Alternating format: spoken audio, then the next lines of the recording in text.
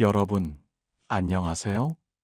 우리는 살아가면서 종종 이런 생각에 잠기곤 합니다. 인생이란 무엇인가? 왜 이토록 복잡하고 때로는 고통스러운 여정을 걸어야 하는가?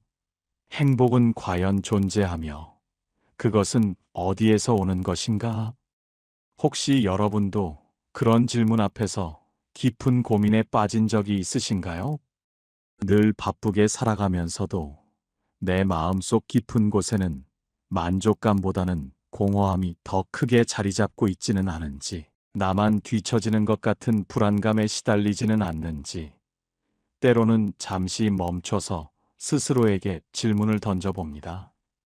나는 지금 진정으로 행복한가? 이 질문 앞에서 우리는 때로 망설이고, 때로 깊은 고민에 빠지기도 합니다.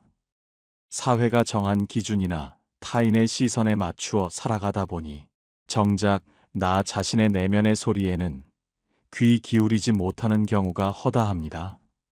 그러다 문득 거울을 보거나 한 해를 돌아보는 시점에서 내가 과연 무엇을 위해 이렇게 달려왔는가 하는 회의감이 들 때도 있습니다.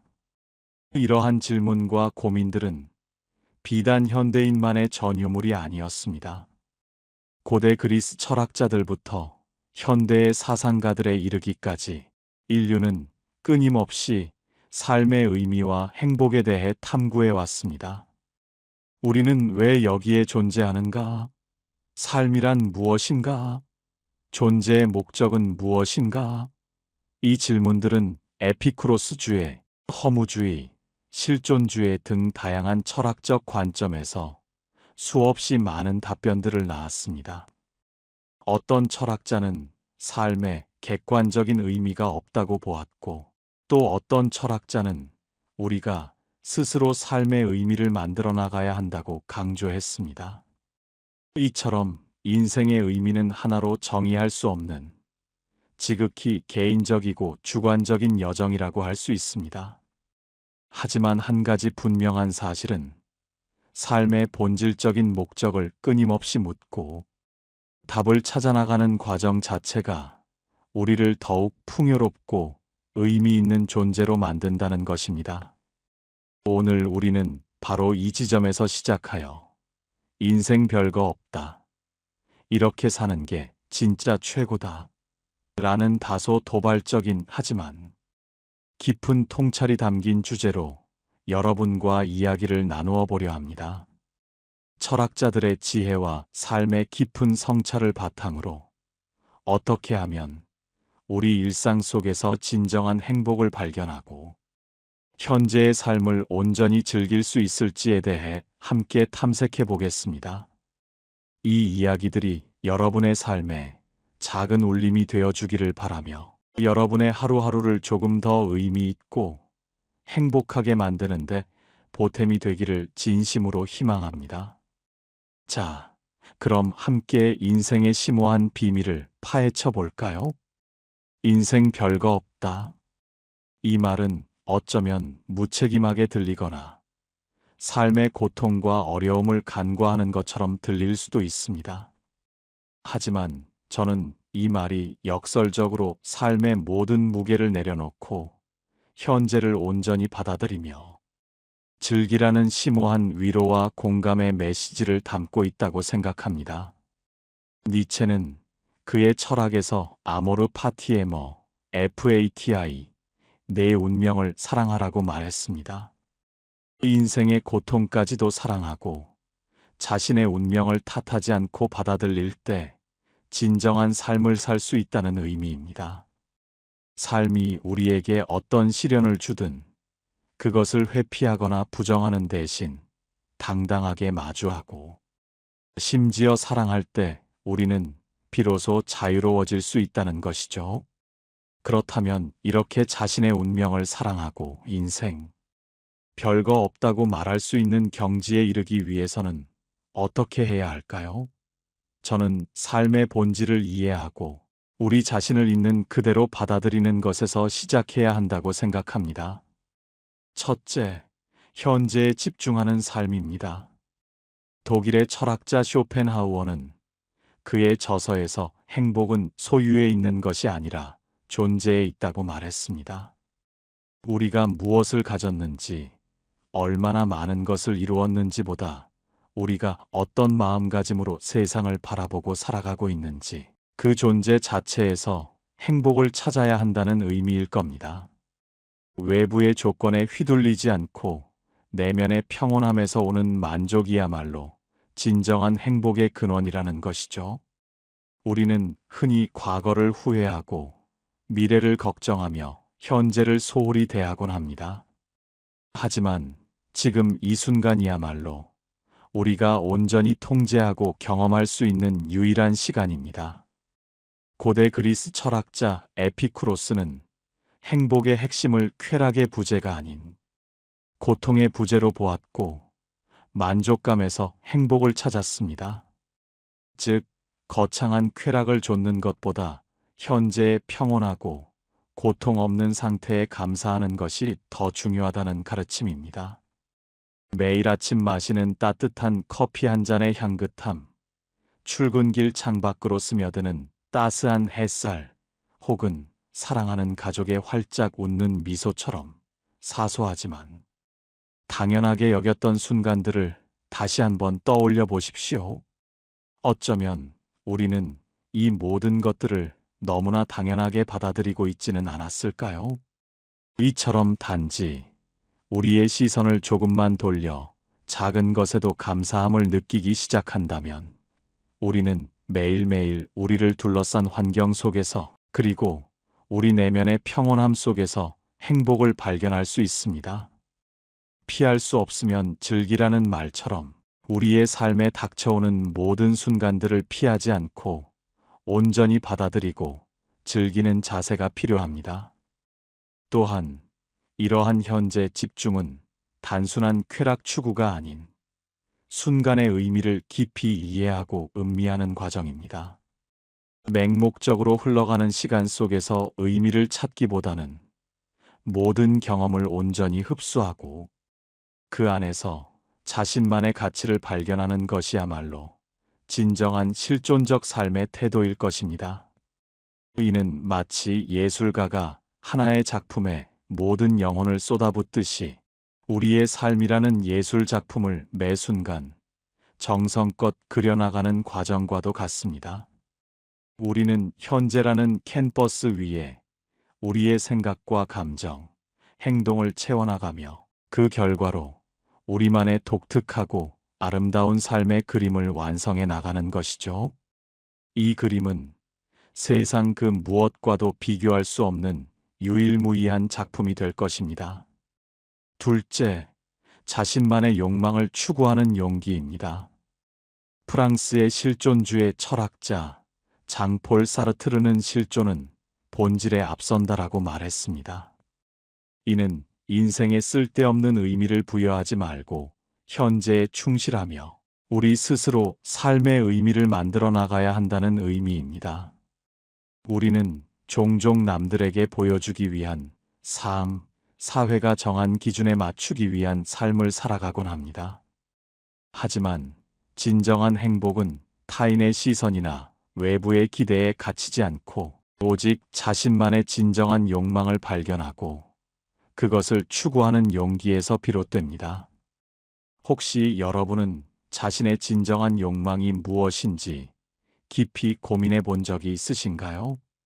어쩌면 오랜 시간 동안 억눌려 있던, 하지만 여전히 여러분의 가슴 속에서 타오르고 있는 작은 불꽃이 있을지도 모릅니다.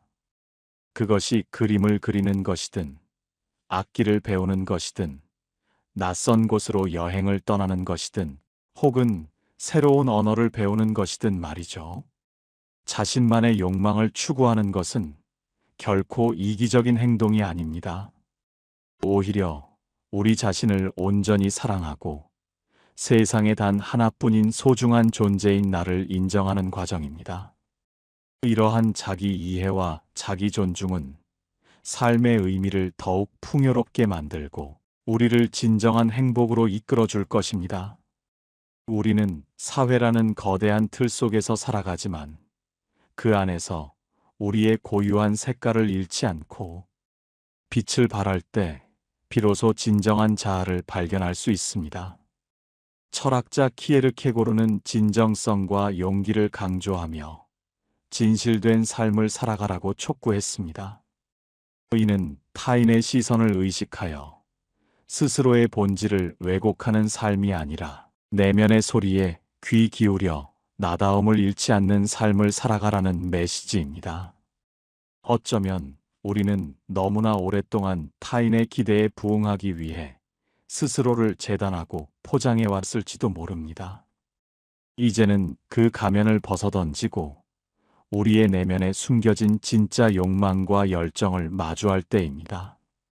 그것이 설령 세상의 기준과는 조금 다르더라도 오직 나만이 걸을 수 있는 길을 찾아 묵묵히 나아갈 때 우리는 삶의 진정한 주인이 될 수 있으며 그 과정에서 헤아릴 수 없는 만족감과 행복을 경험하게 될 것입니다. 자신의 내면을 깊이 들여다보고 진정으로 무엇을 원하는지 자문해보는 시간을 가져보세요. 그 욕망이 작고 초라해 보일지라도 그것이 바로 여러분을 여러분답게 만드는 원동력입니다. 이 작은 불꽃을 소중히 키워나갈 때 여러분의 삶은 예측할 수 없는 방향으로 아름답게 펼쳐질 것입니다. 셋째, 고통까지도 받아들이는 자세입니다. 삶은 결코 순탄하지만은 않습니다. 쇼펜하우어는 욕망의 고통과 권태의 고통 사이에서 인간은 방황한다고 보았고, 프로이드는 죽음의 유혹을 인간의 본능이라고 말하기도 했습니다. 이처럼 인생은 불확실하며 고통스러운 순간들이 필연적으로 찾아오기 마련입니다. 하지만 우리는 이러한 고통을 부정하거나 회피하려고만 해서는 안 됩니다. 오히려 고통을 삶의 일부로 받아들이고 그것을 통해 배우고 성장하려는 자세가 필요합니다. 미국의 작가 헬렌 켈러는 생명이 있는 한 희망은 있다고 말했습니다. 이 말처럼 고통과 절망 속에서도 희망의 끈을 놓지 않는 것이 중요합니다. 미셸 오바마는 어떤 문제도 우리가 마주하고 있는 것은 우리 자신과의 대화이다라고 말하며 어려움을 외부적인 사건으로만 보지 않고 자신과의 솔직한 대화를 통해 문제를 이해하고 극복해야 함을 강조했습니다. 고통은 우리를 좌절시키기 위해 오는 것이 아니라 우리를 더 강하고 현명하게 만들기 위해 찾아오는 교사일지도 모릅니다. 고통을 통해 우리는 삶의 깊이를 이해하고 자신을 성찰하며 타인에 대한 공감 능력을 키울 수 있습니다. 이러한 과정을 통해 우리는 더욱 성숙하고 단단한 존재로 거듭날 수 있습니다. 우리는 종종 고통 앞에서 무력감을 느끼거나 왜 하필 나에게 이런 시련이 닥쳤는지 원망하기도 합니다. 하지만 고통은 우리에게 삶의 유한함과 소중함을 일깨워주는 동시에 우리 안에 잠재된 강인함과 회복 탄력성을 발견하게 해줍니다. 마치 어두운 터널을 지나야만 빛을 만날 수 있듯이 고통이라는 터널을 통과하면서 우리는 더욱 단단해지고 세상의 아름다움과 희망을 더욱 값지게 느낄 수 있게 됩니다. 이집트의 지혜는 당신의 눈이 보는 것만이 세상의 전부가 아니다라고 말합니다. 고통 속에서도 우리는 보이지 않는 희망의 씨앗을 발견할 수 있으며 그 씨앗은 언젠가 아름다운 꽃으로 피어날 것입니다. 고통은 우리에게 겸손을 가르치고 우리가 가진 것에 대한 감사의 마음을 더욱 깊게 하며 우리 주변의 작은 행복들을 더욱 소중히 여기게 만듭니다. 그러므로 고통이 찾아왔을 때 그것을 외면하거나 피하려 하지 말고 담담하게 받아들이고 그 안에서 성장통의 의미를 찾아보십시오. 그 고통이 여러분을 더욱 깊이 있고 풍요로운 사람으로 만들 것이라는 믿음을 가지세요. 넷째, 자기 인식과 성장을 위한 노력입니다. 소크라테스는 검토되지 않은 삶은 살 가치가 없다고 말했습니다. 이는 끊임없이 자신을 성찰하고 삶의 의미를 탐구하는 것이 얼마나 중요한지를 일깨워 줍니다. 우리는 자신과의 솔직한 대화를 통해 어려움을 이해하고 극복하며 자기 성장과 변화의 기회로 삼아야 합니다. 기록은 바로 우리 자신을 더 깊이 이해하고 삶의 의미를 찾아가는 소중한 도구이자 안내자 역할을 합니다.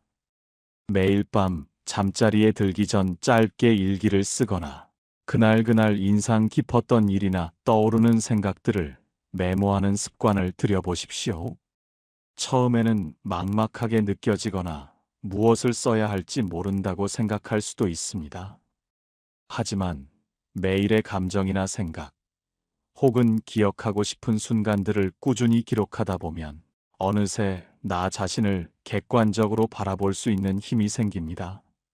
힘들었던 일 뒤에는 어떤 감정이 있었는지, 즐거웠던 순간은 무엇 때문에 그렇게 행복했는지, 기록을 통해 우리는 자신의 감정 패턴을 파악하고 문제 해결 능력까지 자연스럽게 기를 수 있습니다. 또한 기록은 잊고 지냈던 소중한 순간들이나 깨달음들을 다시 떠올리게 해주는 일종의 타임 캡슐이 되기도 합니다. 먼 훗날 기록을 다시 읽어보면 그 당시에는 미처 깨닫지 못했던 나의 성장 과정이나 변화를 발견하고 깊은 뿌듯함을 느낄 수도 있습니다. 기록은 나 자신과의 가장 솔직한 대화이자 나를 이해하고 사랑하며 궁극적으로 행복을 찾아가는 가장 좋은 방법이 될 것입니다. 이 과정은 마치 자신만의 철학 교과서를 써내려가는 것과 같습니다. 여러분의 생각과 감정, 경험들이 한 페이지 한 페이지 채워지면서 여러분만의 독특한 삶의 지혜가 완성되어 가는 것이죠. 이 교과서는 어떤 위대한 철학자의 저서보다도 여러분의 삶에 더 직접적이고 깊은 영향을 미칠 것입니다. 자기 인식을 통해 우리는 자신의 강점과 약점을 명확히 파악하고 앞으로 나아가야 할 방향을 설정할 수 있습니다. 이는 단순히 문제를 해결하는 것을 넘어 삶의 목적과 가치관을 정립하는 데 필수적인 과정입니다. 새로운 배움을 통해 성장하는 것 역시 자기 인식을 확장하는 중요한 방법입니다. 프랑스의 사상가 몽테뉴는 인생의 가장 큰 영광은 넘어지지 않는 것이 아니라 넘어질 때마다 일어나는 데 있다고 말하며 끊임없는 도전과 성장의 중요성을 강조했습니다. 우리는 나이와 상관없이 삶의 어느 단계에 있든 언제든 새로운 것을 배우고 성장할 수 있는 무한한 잠재력을 지닌 존재입니다. 요리, 미술, 사진, 프로그래밍 혹은 새로운 언어 등 평소 관심은 있었지만 시도해보지 못했던 분야에 과감히 도전해보는 건 어떨까요? 새로운 배움은 우리의 시야를 한층 더 넓혀주고 뇌를 활성화하여 삶의 새로운 활력을 불어넣어 줍니다. 그리고 무엇보다 나는 여전히 배우고 성장하고 있는 사람이라는 깊은 뿌듯함과 자기 효능감을 선물할 것입니다.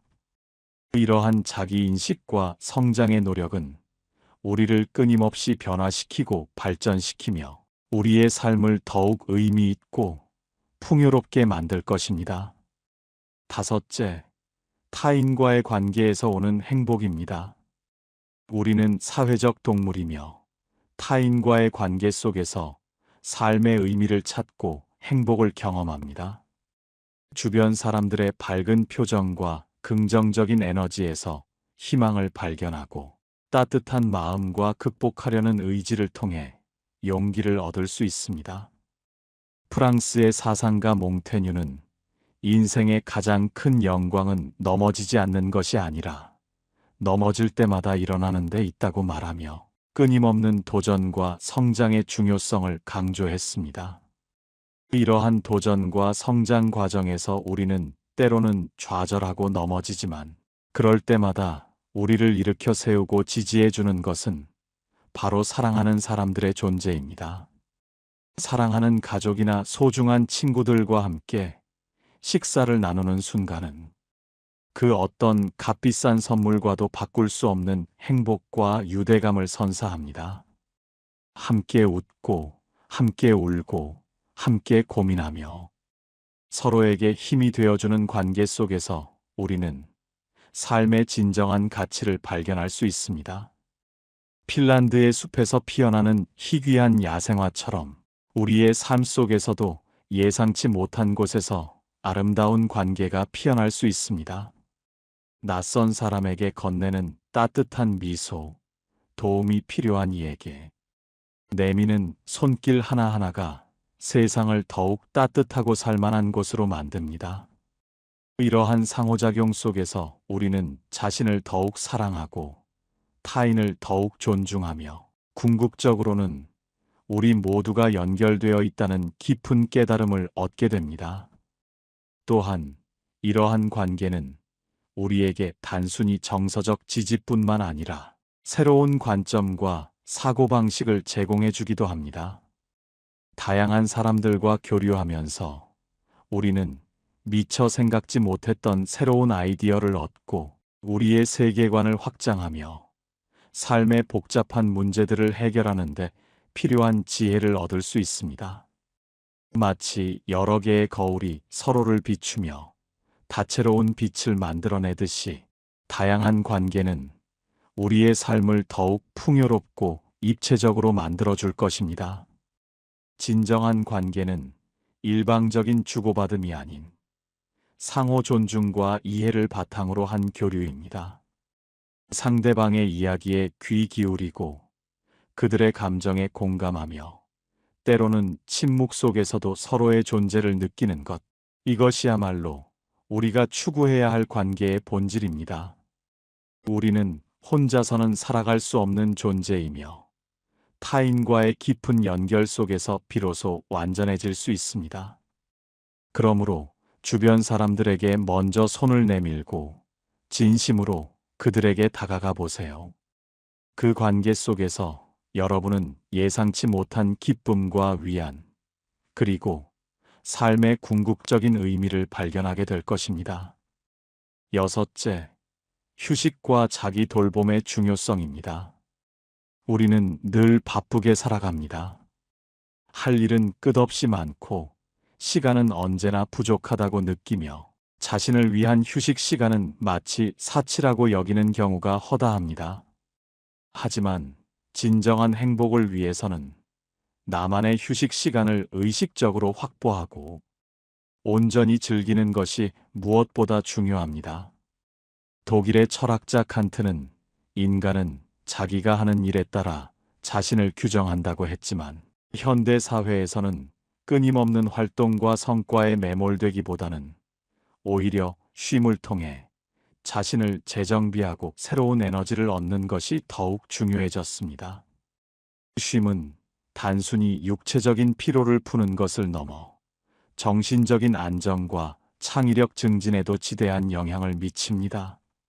한 주간 바쁘게 일하고 주말에는 아무것도 하지 않고 침대에서 뒹굴며 좋아하는 영화나 드라마를 보거나 오랫동안 읽고 싶었던 책을 편안하게 읽는 시간을 가져본 적 있으신가요? 혹은 조용하고 아늑한 카페에 앉아 따뜻한 차 한 잔을 마시며 멍하니 창밖을 바라보거나 아무 생각 없이 좋아하는 음악을 듣는 시간을 즐겨본 적은요?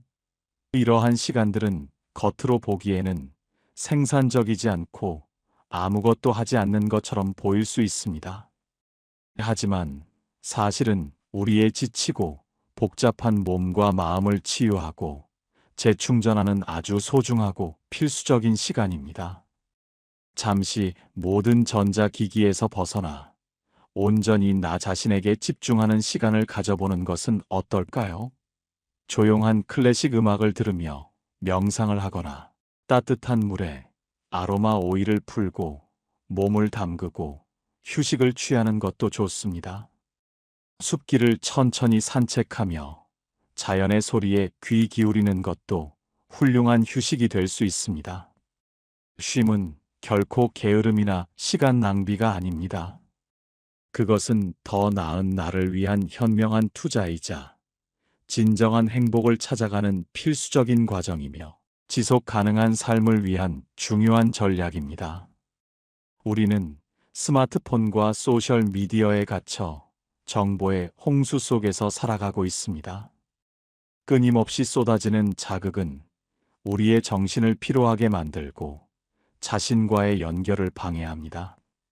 이러한 디지털 소음으로부터 잠시 벗어나 오직 자신에게만 집중하는 디지털 디톡스 시간을 가져보는 것도 좋은 방법입니다.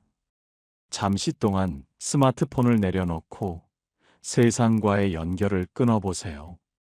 그 순간 여러분은 오랫동안 잊고 지냈던 내면의 평화와 고요함을 다시 느끼게 될 것입니다.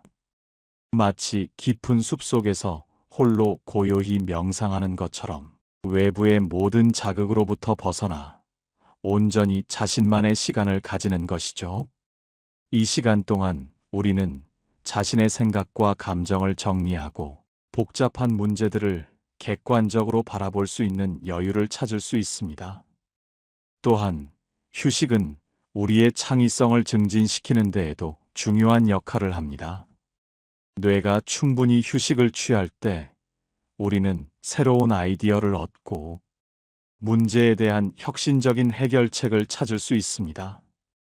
위대한 예술가들과 과학자들이 종종 산책이나 휴식 중에 영감을 얻었다는 이야기는 이러한 사실을 뒷받침합니다.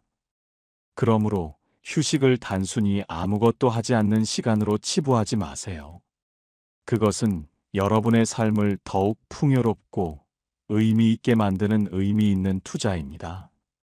이 시간을 통해 여러분은 지친 몸과 마음을 달래고 복잡했던 생각들을 정리하며 새로운 한 주나 새로운 도전을 시작할 힘과 영감을 얻을 수 있습니다.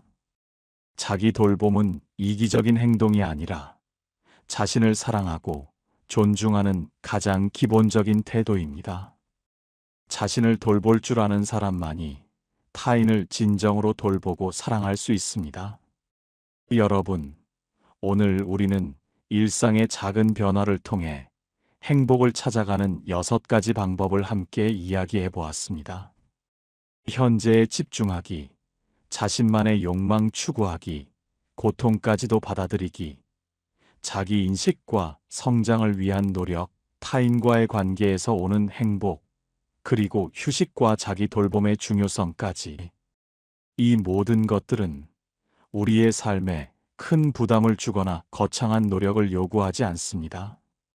그저 우리의 시선을 조금 바꾸고 마음의 문을 열어 아주 작은 실천들을 꾸준히 해나가는 것만으로도 우리는 충분히 행복해질 수 있습니다. 독일의 철학자 헤르만 헤세는 행복은 작은 것에 만족할 줄 아는 마음이다라고 말했습니다. 이 명언처럼 우리 주변의 모든 작은 것들에서 의미를 찾고 그것에 감사할 줄 아는 겸손하고 열린 마음가짐이야말로 진정한 행복의 시작입니다. 이제부터 매일매일 여러분의 일상 속에서 숨어있는 작은 행복들을 능동적으로 찾아보고 그것을 온전히 느껴보고 소중히 여겨보세요. 그렇게 차곡차곡 쌓인 작은 행복들이 어느새 여러분의 삶을 커다란 기쁨과 만족감으로 가득 채울 것이며 이는 여러분의 삶의 질을 한 단계 더 높여줄 것입니다. 여러분의 삶은 이미 그 자체로 충분히 아름답고 의미 있습니다. 불필요한 비교나 과거의 후회, 미래의 불안에 갇히지 말고 지금 이 순간 여러분이 가진 모든 것을 사랑하며 용기 있게 살아가십시오. 여러분의 삶은 여러분이 만들어가는 예술 작품입니다. 그러니 두려워 말고 지금 당장 여러분만의 행복을 찾아 떠나십시오. 이 모든 깨달음은 단순한 이론이 아닙니다. 그것은 여러분의 삶 속에서 실천될 때 비로소 진정한 가치를 발휘합니다. 오늘 이 시간부터 작은 변화를 시작해 보세요. 한 번에 모든 것을 바꾸려 하지 말고 단 한 가지라도 좋습니다.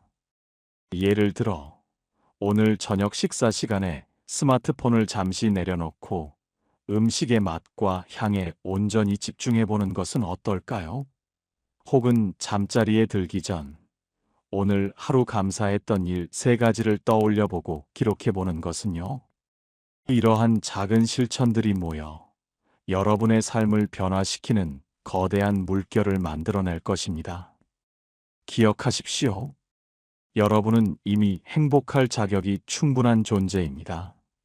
내면의 소리에 귀 기울이고 용기 있게 자신만의 길을 걸어가세요. 여러분의 삶은 여러분이 원하는 대로 만들어갈 수 있는 무한한 가능성을 지니고 있습니다. 다음 시간에도 여러분의 삶에 진정으로 도움이 되는 의미 있는 이야기로 찾아오겠습니다. 감사합니다. 우리는 살아가면서 수많은 관계를 맺습니다. 이 관계들 속에서 때로는 기쁨과 행복을 느끼지만 때로는 깊은 갈등과 좌절에 부딪히기도 합니다. 특히 우리는 나와 결이 맞지 않거나 도저히 이해하기 어려운 사람들을 만났을 때 그들을 바꾸려 애쓰는 과정에서 가장 큰 고통을 경험하곤 합니다. 사랑하는 가족, 소중한 친구, 가까운 동료, 심지어는 배우자에 이르기까지 우리는 왜 그토록 타인을 바꾸려 애쓰는 걸까요? 그들이 조금만 더 내 마음을 알아준다면, 조금만 더 내 방식대로 행동해 준다면 모든 것이 더 평화로워질 것이라는 막연한 기대 때문일지도 모릅니다. 하지만 이러한 시도는 대부분 상처와 갈등으로 돌아오기 마련입니다. 우리는 왜 이토록 지치도록 노력하면서도 정작 바뀌지 않는 현실 앞에서 무력해지는 걸까요? 어쩌면 우리는 아주 오랫동안 잘못된 곳에 에너지를 쏟고 있었을지도 모릅니다. 세네카는 이런 말을 했습니다. 우리가 고통받는 것은 일어난 일, 그 자체가 아니라 그 일에 대한 우리의 생각 때문이다. 그렇다면 나와 맞지 않는 사람을 기어이 바꾸려 애쓰는 대신 우리의 생각과 접근 방식을 바꾸는 방법은 없을까요? 함께 그 해답을 찾아보는 시간을 가져보려 합니다. 이 여정은 단순히 피상적인 관계 개선을 넘어 우리 자신의 내면을 들여다보고 삶의 태도를 변화시키는 심오한 여정이 될 것입니다. 타인과의 관계 속에서 진정한 자유와 평온을 찾는 길, 바로 그 시작점에 우리는 서 있습니다. 인간관계는 때때로 고요한 호수에 던져진 돌멩이처럼 잔잔한 마음에 파동을 일으키기도 합니다. 우리는 예측할 수 없는 타인의 행동과 말에 상처받고 때로는 분노하며 그들의 그림자 아래에서 스스로를 잃어버리기도 합니다. 우리는 왜 이토록 불필요한 고통을 반복하는 걸까요? 이 반복되는 좌절 속에서 우리는 무엇을 배워야 할까요? 어쩌면 문제는 상대방이 아니라 상대방을 바라보는 우리의 시선과 기대에 있는지도 모릅니다. 끊임없이 타인을 변화시키려는 시도는 우리 자신의 한계를 인정하지 않으려는 완고한 태도일 수도 있습니다. 우리는 왜 이렇게까지 타인의 변화에 집착하는 것일까요? 그 근원적인 심리에는 대체 무엇이 자리 잡고 있는 것일까요? 고대 그리스의 철학자 에픽테토스는 우리가 통제할 수 있는 것과 통제할 수 없는 것을 명확히 구분하라고 가르쳤습니다. 이 가르침은 나와 맞지 않는 사람과의 관계에서도 놀라운 통찰을 제공합니다. 타인의 생각, 감정, 행동은 우리가 통제할 수 있는 영역이 아닙니다. 아무리 친밀한 관계라 할지라도 우리는 타인의 자유의지를 강제로 바꿀 수 없습니다. 그들을 바꾸려 드는 것은 마치 바람의 방향을 바꾸려 애쓰는 것과 같습니다. 이는 끝없는 좌절과 실망을 안겨줄 뿐입니다. 첫 번째 지혜는 바로 받아들임에서 시작됩니다. 하지만 이 받아들임은 결코 패배를 의미하지 않습니다. 오히려 불필요한 전쟁을 멈추고 진정한 평화를 찾아가는 현명한 시작인 것입니다. 이는 무기력한 체념이 아니라 현실을 직시하고 자신의 에너지를 효과적으로 재배치하기 위한 전략적 선택입니다. 우리가 통제할 수 없는 것에 매달리는 대신 통제 가능한 우리의 반응과 태도에 집중하는 것. 이것이야말로 현명한 삶의 방식입니다. 늘 약속 시간에 늦는 친구가 있다고 가정해 봅시다. 처음에는 기다리다 지쳐 잔소리도 해보고 화를 내보기도 합니다. 다음부터는 제발 시간 좀 지켜달라고 강하게 말해보기도 합니다. 하지만 그 친구는 여전히 늦습니다. 결국 우리의 잔소리나 화는 아무런 효과가 없다는 것을 깨닫게 됩니다.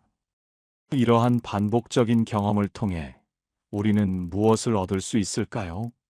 불필요한 감정 소모와 관계의 악화뿐입니다. 이때 우리는 선택의 기로에 놓입니다. 계속해서 친구를 바꾸려 노력하며 관계를 망치거나 혹은 친구를 바꿀 수 없다는 사실을 받아들이고 우리의 대응 방식을 바꾸는 것입니다. 이것이 바로 통제할 수 없는 것을 받아들이는 첫걸음입니다. 이 받아들임은 단순히 상대방의 단점을 묵인하는 것을 넘어 상대방의 고유한 존재 방식을 존중하는 태도를 포함합니다. 그들의 행동이 우리에게 불편함을 줄지라도 그것이 그들의 본질적인 부분임을 이해하고 포용하려는 노력입니다. 친구의 늦는 습관을 우리가 통제할 수 없다는 것을 인정한다면 우리는 새로운 방법을 모색할 수 있습니다. 약속 시간보다 10분 일찍 도착해서 먼저 자리를 잡고 기다린다거나 아니면 애초에 친구와 만날 때는 여유로운 시간을 계획하고 다른 할 일을 준비해 가는 것입니다. 이렇게 우리의 반응과 태도를 바꿈으로써 우리는 친구의 행동 때문에 스트레스 받는 것을 줄일 수 있습니다. 이것은 친구를 바꾸는 것이 아니라 친구의 행동이 우리에게 미치는 영향을 줄이는 것입니다. 마치 비가 올 때 비를 멈추게 할 수는 없지만 우산을 써서 비에 젖지 않을 수는 있는 것과 같습니다. 비가 내리는 상황에서 우산이라는 도구를 활용하는 것처럼 우리는 상대방의 특정 행동에 대해 우리 스스로를 보호하고 우리의 평온을 유지할 수 있는 방안을 강구해야 합니다. 이러한 접근 방식은 우리에게 더 큰 심리적 안정감을 가져다 줄 것입니다. 이러한 관점의 전환은 처음에는 어렵게 느껴질 수 있습니다. 오랫동안 우리는 타인을 바꾸는 것이 문제 해결의 열쇠라고 믿어왔기 때문입니다. 하지만 그 믿음이야말로 우리를 끊임없이 고통스럽게 하는 원인이었음을 인정해야 합니다. 고대 로마의 스토아 철학자들은 세상의 모든 것을 우리의 의지에 따라 움직일 수 있는 것과 그렇지 않은 것으로 명확히 구분했습니다. 그리고 후자에 대해서는 어떤 집착도 갖지 말라고 강조했습니다. 타인의 본질과 행동은 분명 후자에 속하는 영역입니다.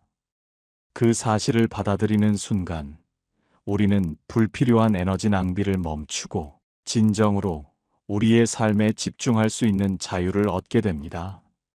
나와 맞지 않는 사람을 바꾸려 애쓰는 대신 우리가 할 수 있는 일에 집중하는 것. 이것이 평화로운 관계를 위한 첫 번째 지혜이자 가장 근본적인 통찰인 것입니다. 우리는 타인의 변화를 강요하는 대신 우리 자신의 변화를 통해 상황을 긍정적으로 이끌어갈 수 있습니다. 이 과정에서 우리는 불필요한 갈등에서 벗어나 관계 속에서 진정한 평화를 찾아갈 수 있는 첫걸음을 내딛게 됩니다. 이른 아침 고요한 호수에 돌을 던져 파문을 일으키는 대신 그 호수 위를 고요히 흐르는 안개처럼 우리도 타인의 삶 위에 잔잔히 존재하며 우리의 평온을 유지하는 법을 배워야 합니다. 두 번째 지혜는 바로 건강한 경계 설정입니다. 앞서 통제할 수 없는 것을 받아들이는 것에 대해 이야기했습니다. 하지만 받아들인다는 것이 무조건적인 수용이나 체념을 의미하는 것은 아닙니다. 나와 맞지 않는 사람과의 관계에서 중요한 것은 그들의 행동이 우리에게 미치는 부정적인 영향을 최소화하는 것입니다. 그 일을 위해서는 명확하고 건강한 경계를 설정하는 것이 필수적입니다. 경계는 물리적인 공간뿐만 아니라 감정적, 정신적인 영역에서도 필요합니다. 이는 자신을 보호하고 자신의 가치를 지키는 행위입니다. 경계를 설정하는 것은 상대방을 밀어내는 것이 아니라 우리 자신을 존중하는 방식입니다. 예를 들어 늘 부정적인 이야기만 하는 친구가 있다고 가정해 봅시다. 처음에는 그 친구의 이야기를 들어주며 위로하려 노력하지만 점차 그 부정적인 에너지가 우리에게까지 전염되어 지치게 됩니다. 이때 필요한 것이 바로 경계입니다. 이런 경우 우리는 친구에게 내가 힘든 건 알지만 나는 지금 내 모든 부정적인 이야기를 다 들어줄 준비가 되어 있지 않아. 내 마음도 너무 힘들어지고 있어. 잠시 시간을 갖는 게 좋겠어라고 솔직하게 말할 수 있습니다. 혹은 나는 지금 내가 힘들어하는 부분에 대해서는 함께 고민해 줄 수 있지만 해결책 없이 반복되는 불평만 듣는 것은 어렵다고 말할 수도 있습니다. 이처럼 자신의 한계를 인정하고 상대방에게 명확하게 전달하는 것이 중요합니다. 이는 상대방을 비난하거나 판단하는 것이 아니라 자신의 필요와 상태를 전달하는 것입니다. 처음에는 상대방이 당황하거나 서운해할 수도 있습니다. 하지만 건강한 관계라면 상대방은 우리의 경계를 이해하고 존중하려 노력할 것입니다. 만약 그렇지 않다면 그 관계가 진정으로 우리에게 이로운 관계인지 다시 한번 생각해 볼 필요가 있습니다. 경계를 설정함으로써 우리는 우리 자신의 감정적 에너지를 보존하고 관계의 질을 개선할 수 있습니다. 경계 설정은 자기 존중의 표현입니다. 우리는 타인의 감정 쓰레기통이 될 필요가 없으며 타인의 문제를 대신 짊어질 의무도 없습니다. 경계를 설정함으로써 우리는 우리 자신의 공간과 시간을 보호하고 우리 자신의 행복을 우선시할 수 있습니다. 이는 이기적인 행동이 아니라 오히려 지속 가능한 관계를 위한 현명한 전략입니다. 철학자 이마누엘 칸트는 인간을 그 자체가 목적인 존재로 보았습니다. 즉 타인의 목적을 위한 수단으로 이용되어서는 안 된다는 것입니다. 경계 설정은 바로 이러한 칸트의 정신을 실천하는 것입니다. 우리는 타인의 감정적 요구에 무조건적으로 응답할 필요가 없으며 우리의 정신적, 감정적 안녕을 지킬 권리가 있습니다. 이 권리를 스스로 행사하는 것이 바로 건강한 경계 설정입니다. 이는 일시적인 불편함을 가져올 수 있지만 장기적으로는 더 단단하고 상호 존중하는 관계를 형성하는 데 기여할 것입니다. 세 번째 지혜는 바로 기대 조절입니다. 우리는 종종 타인에게 과도한 기대를 합니다. 그 사람이 나를 완전히 이해해 주기를 바라고 내가 원하는 대로 행동해 주기를 바라며 심지어는 내 마음속까지 읽어주기를 기대하기도 합니다. 이러한 기대는 대부분 비현실적이며 결국 실망으로 이어집니다. 인간은 각자 다른 경험과 가치관을 가지고 살아가는 독립적인 존재이기 때문입니다. 기대가 커질수록 실망의 그림자도 짙어집니다. 따라서 나와 맞지 않는 사람과의 관계에서 평온을 찾기 위해서는 그 사람에게 거는 기대를 현실적으로 조절하는 것이 중요합니다. 상대방을 변화하는 것이 아니라 상대방을 있는 그대로 인정하는 것입니다. 우리는 상대방이 완벽하기를 바라기보다 그들의 불완전함을 받아들이는 데서 진정한 평화를 찾을 수 있습니다. 업무에서 완벽주의 성향이 강한 당신이 있다고 가정해 봅시다. 당신의 동료는 다소 느슨하고 실수를 종종 저지르는 편입니다. 당신은 동료가 자신처럼 완벽하게 일을 처리해 주기를 기대하지만 현실은 그렇지 않습니다. 이러한 기대는 당신에게 끊임없는 좌절감과 짜증을 안겨줍니다. 이때 필요한 것이 기대 조절입니다. 동료가 당신과 똑같이 완벽할 수 없다는 사실을 인정하는 것입니다. 대신 그 동료의 다른 강점에 집중해 보는 것입니다. 예를 들어, 그 동료는 느리지만 꼼꼼하게 작업을 마무리하는 능력이 있을 수도 있고, 사람들과의 관계를 원만하게 유지하는 탁월한 능력을 가지고 있을 수도 있습니다. 또는 창의적인 아이디어를 잘 내는 사람일 수도 있습니다. 기대를 조절한다는 것은 상대방의 단점을 묵과하거나 간과하라는 의미가 아닙니다. 오히려 상대방의 존재 방식을 이해하고 그들의 한계를 인식하며 그 안에서 우리가 기대할 수 있는 최선을 찾아내는 것입니다.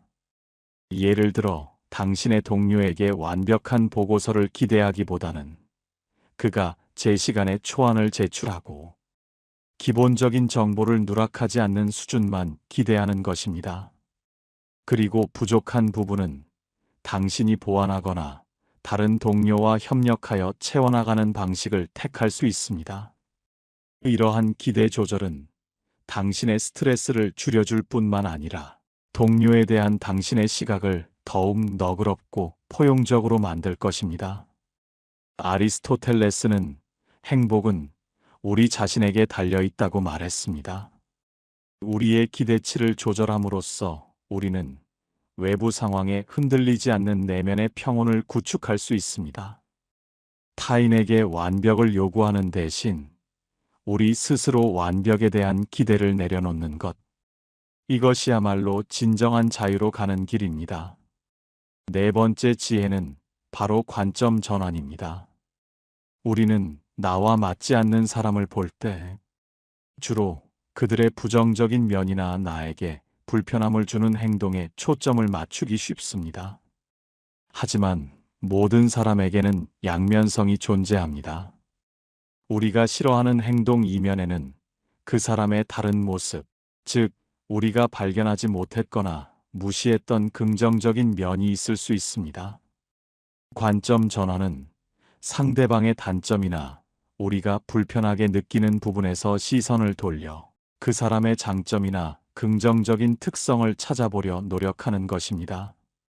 이는 상대방을 새로운 시각으로 바라보게 하고 관계에 대한 우리의 인식을 변화시키는 강력한 도구입니다. 당신의 가족 중에 유독 말이 많고 나서기를 좋아하는 사람이 있다고 가정해 봅시다.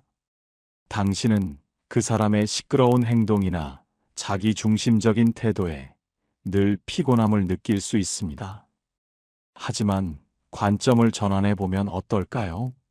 그 사람은 아마도 모임의 분위기를 주도하고 어색함을 없애는데 능숙하며 사람들을 웃게 만드는 재주가 있을지도 모릅니다. 때로는 그런 에너지가 모임에 활력을 불어넣고 모두가 편안하게 어울릴 수 있도록 돕는 긍정적인 역할을 할 수도 있습니다. 당신이 불편하게 느꼈던 그 특성이 어떤 상황에서는 오히려 빛을 발하는 강점이 될 수 있는 것입니다. 관점 전환은 의식적인 노력을 요구합니다. 단순히 상대방의 단점을 무시하는 것이 아니라 적극적으로 그들의 긍정적인 면을 탐색하려는 의지입니다. 어쩌면 우리는 그동안 너무나 편협한 시각으로 타인을 판단하고 있었을지도 모릅니다. 내가 정해내린 맞지 않는 사람이라는 틀 안에 그들을 가두고 다른 가능성을 보지 못했을 수도 있습니다. 심리학자 칼 융은 자신이 이해하지 못하는 것을 비난하지 말라고 했습니다. 우리가 이해하기 어려운 타인의 행동이나 특성 뒤에는 그들 나름의 이유와 맥락이 있을 수 있습니다. 그 이유를 이해하려 노력하는 것. 그리고 그들의 다른 면모를 발견하려는 시도는 관계를 개선하고 우리 자신의 시야를 넓히는데 큰 도움이 됩니다. 상대방을 비난하고 판단하는 대신 그들을 이해하려 노력하고 그들의 긍정적인 면을 찾아내려는 관점 전환은 놀라운 변화를 가져올 수 있습니다. 이는 우리가 타인과 더불어 살아가는 방식에 대한 깊은 성찰을 제공하며 우리의 마음을 더욱 풍요롭게 만들 것입니다. 다섯 번째 지혜는 바로 자기 성찰입니다. 앞서 언급된 모든 지혜들은 결국 우리 자신의 내면과 밀접하게 연결되어 있습니다. 타인을 바꾸려 애쓰는 대신 우리 자신을 돌아보는 것. 이것이야말로 가장 중요하고 근본적인 해결책입니다. 우리는 종종 타인의 단점을 통해 우리 자신의 그림자를 보곤 합니다. 상대방에게서 발견하는 불편함이나 짜증은 사실 우리 내면의 어떤 부분과 부딪히는 지점일 수도 있습니다. 자기 성찰은 이러한 내면의 연결고리를 찾아내고 우리 자신의 문제 해결 능력을 향상시키는 과정입니다. 다른 사람을 향했던 시선을 이제는 자기 자신에게로 돌려야 할 때입니다. 당신이 늘 비판적인 동료 때문에 스트레스를 받고 있다고 가정해 봅시다. 당신은 그 동료의 부정적인 태도가 문제라고 생각하지만 자기 성찰을 통해 보면 어떨까요? 혹시 당신 자신도 남에게 비판적인 시선을 보내는 경향이 있지는 않은지, 혹은 당신의 완벽주의 성향 때문에 작은 비판에도 과도하게 반응하는 것은 아닌지 생각해 볼 수 있습니다. 때로는 타인의 행동이 우리 자신의 취약한 부분을 건드리거나 우리가 스스로에게 만족하지 못하는 부분을 상기시켜 줄 때 우리는 더욱 예민하게 반응하곤 합니다. 이럴 때는 상대방을 바꾸려 하기보다 내 안에 어떤 감정이 이 상황을 더욱 불편하게 만드는지 깊이 들여다봐야 합니다. 자기 성찰은 용기를 필요로 하는 일입니다. 자신의 단점이나 부족함을 인정하고 마주하는 것은 결코 쉽지 않습니다. 하지만 이 과정을 통해 우리는 더욱 성숙해지고 외부의 어떤 상황에도 흔들리지 않는 단단한 내면을 구축할 수 있습니다. 고대 철학자들은 너 자신을 알라고 강조했습니다. 소크라테스는 무지의 자각이야말로 지혜의 시작이라고 했습니다. 타인의 행동에 대한 우리의 반응이 과연 어디에서 기인하는지, 우리는 어떤 기대치를 가지고 관계에 임하고 있는지, 그리고 우리 자신의 어떤 특성이 관계의 갈등을 심화시키는지 솔직하게 질문해 봐야 합니다. 이러한 자기 질문을 통해 우리는 타인을 이해하기 전에 우리 자신을 먼저 이해하게 됩니다. 그리고 우리 자신을 이해할 때 비로소 타인과의 관계에서도 진정한 평화를 찾을 수 있는 기반을 마련하게 됩니다. 나와 맞지 않는 사람에게 에너지를 쏟기보다 그 에너지를 나 자신을 이해하고 성장시키는 데 사용하는 것. 이것이 궁극적으로 우리가 추구해야 할 지혜입니다. 우리는 지금까지 나와 맞지 않는 사람을 바꾸려 애쓰기보다 우리 자신의 관점과 태도를 바꾸는 5가지 지혜에 대해 이야기 나누었습니다. 통제할 수 없는 것을 받아들이고 건강한 경계를 설정하며 기대치를 조절하고 관점을 전환하며 궁극적으로 자기 성찰을 통해 우리 자신을 이해하는 것. 이 모든 과정은 타인과의 관계를 개선하는 동시에 우리 자신의 내면을 더욱 풍요롭게 만드는 여정입니다. 이 여정은 결코 쉽지 않겠지만 그 끝에는 더 평온하고 자유로운 당신의 삶이 기다리고 있을 것입니다. 우리는 타인을 바꾸려 애쓰는 대신 우리 자신을 변화시킴으로써 관계의 흐름을 바꾸고 나아가 삶의 질을 향상시킬 수 있습니다. 결국 진정한 변화는 외부가 아닌 우리 자신의 내면에서 시작됩니다. 이 깨달음이 당신의 삶에 작은 울림이 되기를 바랍니다. 오늘 긴 이야기 함께 걸어주셔서 고맙습니다. 이 마음이 닿았다면 이제 당신의 삶에서 이 지혜들을 실제로 적용해 볼 때입니다. 변화는 작은 실천에서 시작됩니다. 오늘부터 당신의 관계를 돌아보고 스스로에게 질문을 던져보세요. 이 5가지 지혜가 당신의 삶에 새로운 평온과 성숙을 가져다 줄 것이라 확신합니다. 당신의 행복을 응원합니다.